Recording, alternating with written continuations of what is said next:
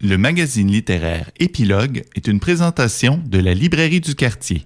Merci à ce précieux partenaire et à leur équipe de libraires. Vos prochaines lectures vous attendent au 1120 Avenue Cartier.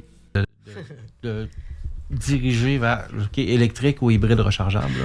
C'est une question de journaliste en terminant. Dans le temps file, c'est fou.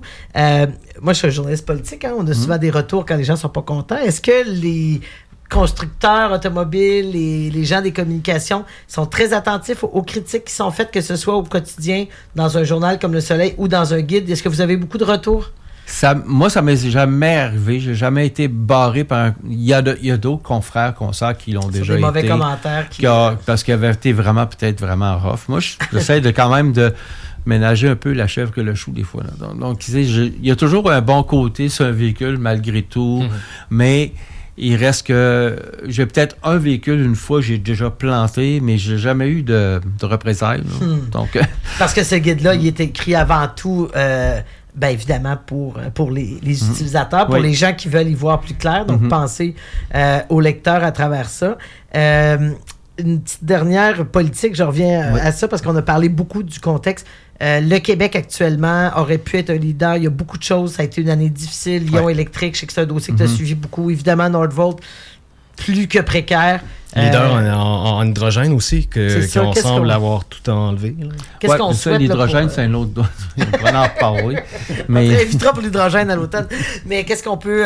qu'est-ce qui serait, là... Mettons, Nordvolt, là, on tire la plug, on en est où? Je pourrais pas donner de réponse. Mais c'est dommage un peu ce qui se passe avec la filière batterie, parce que c'était comme... Je pense que c'était prometteur pour le Québec. Ouais. Cela dit, mauvaise décision, je dirais peut-être les mauvais investissements, dans le sens que il y a beaucoup de projets qui sont partis sur la dérape ce qu'on appelle les SPAC, là, les fameux programmes pour rentrer en bourse. Puis c'est quasiment des bulles, là, dans le fond. Oui, c'est ça, exact. Puis Lyon en a fait partie. Il y a eu Taiga qui a été aussi dans cette lignée-là. Donc, ils ont tous se sont pété les dents, on va dire, se sont cassés les dents là-dessus. Cependant, c'est ça, là, l'avenir, je ne sais pas, avec l'administration Trump, ça, c'est un autre. Même, je dirais personnellement, ça m'affecte. Je dis, OK, qu'est-ce qui se passe là? Puis, on essaie de jauger. La peur de recul aussi. Oui, c'est ça, là, tu sais. Puis, autant il y a celui qui a comme... Puis on va donner à Tesla ce qu'ils ont, là, puis ce qu'ils méritent. On va rendre à César ce qui appartient à César. C'est s'il n'avait pas eu de Tesla, on ne serait pas là en train de parler de véhicules électriques comme on en parle aujourd'hui. C'est vrai. Donc, c'est eux autres qui ont amené les gens et les constructeurs à aller vers l'électrique. Cependant, là, tout ce qui se passe, c'est...